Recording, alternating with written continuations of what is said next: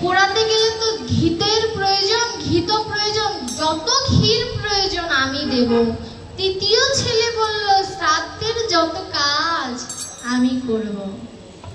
কত ভালোবাসে তিন ছেলে। পথিক গুরুর বাড়ি গেলেন, গুরুদেব বলছে যে কেউ কারণ নয়, চল তুই আমার সাথে ভজনে যাবি। বললো না, আমার ছেলে আমাকে কত ভালোবাসে। গুরুদেব বলল যে ঠিক আছে, তোকে একটি পরীক্ষা করতে হবে, যদি পরীক্ষায় উত্তীর্ণ হয় তোর ছেলেরা, তবে বুঝবো তোর ছেলেরা তোকে ভালোবাসে। বললো তোকে মরার অভিনয় করতে হবে। মরার অভিনয় করে পথিক ঘরের মধ্যে দরজা ঝাঁপ দিয়ে রয়েছে, দরজাটা কোনো রকম ভাবে ভেঙে যখন পিতার মৃতদেহটা বের করেছে, তখন ছোট ছেলে বলছে, হ্যাঁ রে বর্দা, তুই তো বলেছিলি আম গাছটা কাটবি, তো কাট। বললো মরেই তো গেছে, আম গাছটা এখন কেটে কি হবে, পাশে যে আরেকটা আম গাছ আছে না, টক আম হয়, ওই গাছটা কাট। দেখুন ভালোবাসা শেষ। হাসি পাচ্ছে, কিন্তু এটি সত্য কথা। ছোট ছেলেটা আবার বলল যে হ্যাঁ রে, তুই তো বলেছিলি যে শ্মশানে যত ঘি লাগে আমি দেব। বললো ঘি দিলেও আগুন জ্বলবে, কেরোসিন তেল দিলেও আগুন জ্বলবে, জ্বালানোটাই তো বিষয়বস্তু, বাজার থেকে কেরোসিন তেল কিনে আনবো। এবার বড় ভাই আর মেজো ভাই ছোট ভাইকে তো বলছে যে তুই শ্রাদ্ধের সকল কাজ আর 10 গ্রাম খাওয়াবি বলেছিলিস। বলে অনেক টাকার ব্যাপার তো, 10 গ্রাম থেকে 10 জন ব্রাহ্মণকে সেবা দেব। এই জগতে আমি বলছি না, এমন সন্তান আছে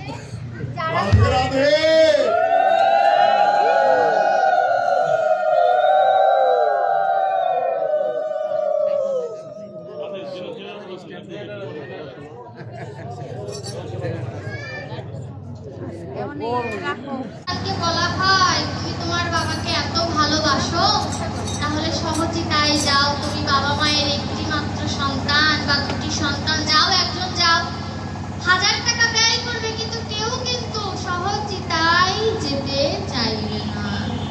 তখন কিন্তু এই তুলসী মা আমার জন্য কাঁদে, যাকে আমি লজ্জার কারণে বললাম না, সেই মা আমার জন্য কাঁদে। কেন কাঁদে, তার কি দায়বদ্ধতা? এটি সাধুর লক্ষণ, এটি সাধিকার লক্ষণ, যে ভক্ত হোক আর না হোক, আমি অন্তত তার কথা যদি প্রভুর চরণে নিবেদন না করি, এই মৃতদেহের কি হবে? এই দায়বদ্ধতাটা তুলসী মায়া রেখে দিয়েছে। আজ আমি লজ্জার কারণে করছি না, কাল যদি গোবিন্দ আমাকে না নেয়, আমার বোনের বয়স 5.5 বছর, আমি ওকে তুলসীর মালা 3 মাস বয়সে দিয়ে দিয়েছি। কেন দিয়েছি জানেন বাবা? এখন যে যুগ, এখনই তুলসীর মালা পড়তে চায় না। ওরা যখন আমার বয়সে দাঁড়াবে, তুলসীর মালা ওদের কাছে লজ্জার হবে। এর জন্য এখন দিয়ে দিয়েছি, যাতে পরবর্তীতে লজ্জা না পায়। আমি পেয়েছি, এর জন্য বলছি যে আমিও একটা সময় তুলসীর মালা পড়তে লজ্জা পেয়েছি। এটি বাস্তব। সন্তানকে যদি আপনি কৃষ্ণ পদে ধাপিত না করেন, সন্তান আপনাকে কোনোদিন দেখবে না। এটাই সত্য, এটাই কঠিন সত্য কথা। নিম পাতার রস কি তিতে না? দেহের জন্য উপকারী। তদ্রূপ ভগবানের যে মুখবিস্তৃত কথা, তিতে হলেও সত্য কথা, আজ না হয় কাল বলবে। আজ সন্তানকে যা শেখাবেন, সন্তানের সামনে যে ব্যবহার করবেন, সেই ব্যবহার সন্তান আপনাকে ফেরত দেবে, সেটি ভালো হোক আর খারাপ হোক। যখন ওই মৃতের অভিনয় করছে, তখন গুরুদেব বাড়িতে আসলো। বাড়িতে এসে যখন ওই মৃতদেহের কপালে হাত বুলিয়ে দিল, বাবা মৃতদেহ সজাগ হলো। আসলে তো মরেনি। মৃতদেহ সজাগ হওয়ার পরে সন্তানের খুশি হওয়ার কথা ছিল। সন্তান বলছে, বাবা তুমি মরনি। দেখুন, মরে গেলে এমনটাই হয়। আজ আমায় নাম ধরে ডাকছে, আমি যদি মরে যাই লাশ নাম হবে আমার। এই কথাটা চিন্তা করলে আর খারাপ কাজ করা যাবে না। কোনোদিন আসবেই না ভেতর থেকে। যদি আমি একবার বুঝি যে আমার এই কারেন্টের মতো, কারেন্ট কি কখন চলে যাবে বলে যায়? আমার দেহের প্রাণটা ওই কারেন্টের মতো, কখন চলে যাবে। আপনারা যেমন ধ্বনি দিয়েছেন, আমার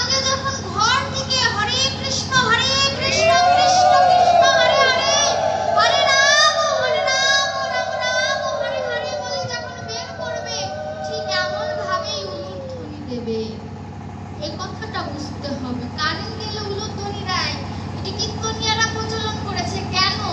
আমাদেরকে বুঝিয়ে দেওয়ার জন্য যে এমন দশা আমাদেরও হবে। এই কথাটা আমরা ধারণ করতে নারাজ। আজ মানিকগঞ্জে কত ভক্ত, কত হিন্দু, কজন এসেছে, সব যদি আসতো টাকা দেওয়া যেত।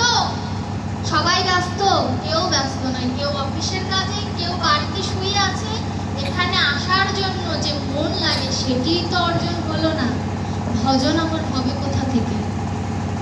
এটাই বাস্তব কথা। ওই সাধু যখন গৃহে মৃত অবস্থায় পড়েছিল, গুরুদেব আসলেন।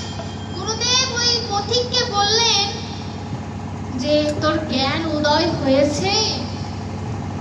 গুরুদেবের প্রশ্নের উত্তর পরে দিলেন পথিক। সন্তানকে বলছে, আরে বেটা, আমি এতদিন মরেই ছিলাম, আজ আমি জীবিত হলাম। দেখুন, এই কথাটাই মুখ্য বিষয় আমাদের জন্য, যে আমার মতো যে মরেই আছি, কবে চৈতন্য হবে আমি নিজেও জানি না। কবে চৈতন্য প্রভু আমায় চৈতন্য দান করবে আমি নিজেও জানি না। এর জন্যই তো ভক্তের কাছে আসা। ভগবান যদি কৃপা নাও করে, ভক্ত তো আমার করুণার সাগর। ভক্তের কাছে আমার নিবেদন, আজ না হোক কাল আমার এই চৈতন্য যেন হয়। এইটুকু নিবেদন আপনাদের সকলের কাছে, আর কিছু চাই না ভক্ত আমি। গুরুদেবকে বললেন যে এবার চৈতন্য হয়েছে। গুরুদেবকে পথিক বলছে, চৈতন্য হয়েছে, আমি তো ভাবছি সম্পূর্ণ চৈতন্য গুরুদেব তুমি আমায় দান করো। কেন বললেন এই কথাটি? সম্পূর্ণ চৈতন্য সম্ভব সৎ গুরুর কাছে গেলে। গুরু কর্ণ যে জীবের নাহি হয়, পশু সম সে জীব জানিবে নিশ্চয়। গুরু কর্ণ করতে হয়। গোপনে কিছু আছে বলেই তো গুরুদেব গোপনে দেয়। গোপনে যে ভজন করে সে হয় গোপী, আপনারা তো সকলেই জানেন। সেই গোপন মন্ত্রের ভিতরেও একটি গোপন লুকিয়ে আছে। সেই গোপনকে যখন উন্মিলন করতে পারবেন, তখন এই জীবের সার্থকতা। তার আগে কখনো সার্থকতা আসবে না। এই যে পঞ্চপাণ্ডবকে যুধিষ্ঠির, ভীম আমাদের মধ্যে নেই। যুধিষ্ঠির কি? ধর্মের পথিক। ধর্ম আমাদের মধ্যে আছে। ধর্ম অধর্ম দুটির মধ্যে যে সঠিক ধর্ম যে বিবেচনা করতে পারে, সে হচ্ছে যুধিষ্ঠির। ভীম হচ্ছে সংকল্প। ভীম কি সংকল্প করেছিলেন না যে আমার দ্রৌপদীর বস্ত্র হরণ করেছে, তাকে আমি হত্যা করব? সংকল্প করতে হবে যে কৃষ্ণ ভজন করে আমাকে কৃষ্ণকে পেতে হবে। কৃষ্ণ আমার আরাধ্য, কৃষ্ণ আমার বিষয়বস্তু, কৃষ্ণ আমার প্রাণ। এই হচ্ছে, তাহলে আমি ভীম। অর্জুন কখন? অর্জুন হব যদি ন্যায় বুদ্ধি আমার ভিতরে উদিত হয়, তখন আমি অর্জুন। আমি নকুল কখন হব? নকুল হচ্ছে কোনো পক্ষপাতিত্ব করেন না। অর্থাৎ দুই পক্ষের সমাবেশে যেমন একজন জজ বিচার করে, আমার মামনি ভালো বলতে পারবে, কখনো পক্ষপাতিত্ব করে না, সে হচ্ছে নকুল। আর সহদেব হচ্ছে ভক্তি।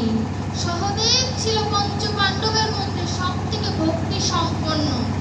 এই যখন আমার ভিতরে ভক্তি সম্পূর্ণ বৈরাগ্যের উদয় হবে, তখন আমি সহদেব। অর্থাৎ পঞ্চপাণ্ডব, ওই পঞ্চপাণ্ডব আমার ভিতরে আছে। ওই অষ্টসখী আমার ভিতরে আছে। সকল কিছু আমার ভিতরে আছে। 84 ক্রোশ বৃন্দাবন, এই আমার এই মাথার চুলে থেকে পায়ের নখ পর্যন্ত। এই বৃন্দাবনকে যখন উদ্ঘাটন করতে পারবো, তখন আমার ওই বৃন্দাবনে যাওয়ার প্রয়োজন হবে না। এই বৃন্দাবনে থেকে আমি সাধু সাধু বলে গোবিন্দের দর্শন পাবো।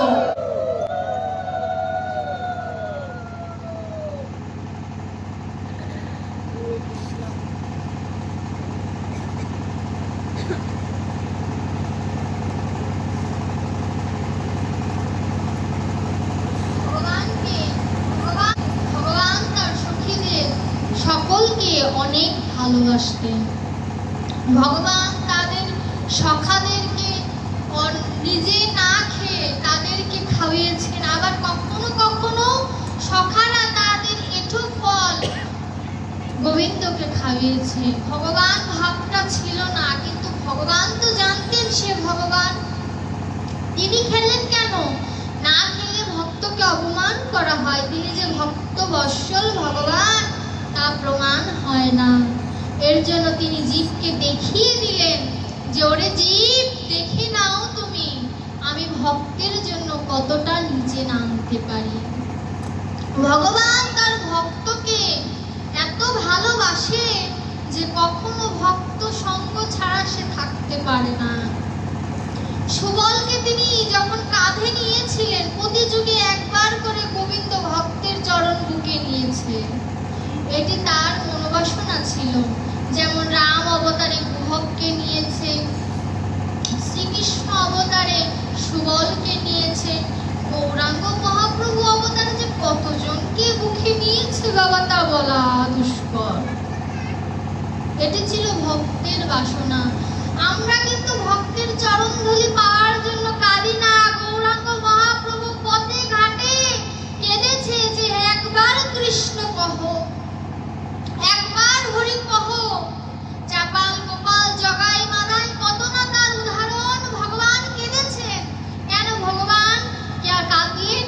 ভগবান কেঁদে জীবকে শিখিয়ে দিল যে কৃষ্ণ ধন পেতে গেলে কাঁদতে হয়, লাঞ্ছিত হতে হয়, বঞ্চিত হতে হয়, তবে তো কৃষ্ণ ধন পাওয়া যায়। কৃষ্ণ ধন তো মুখের কথা নয়।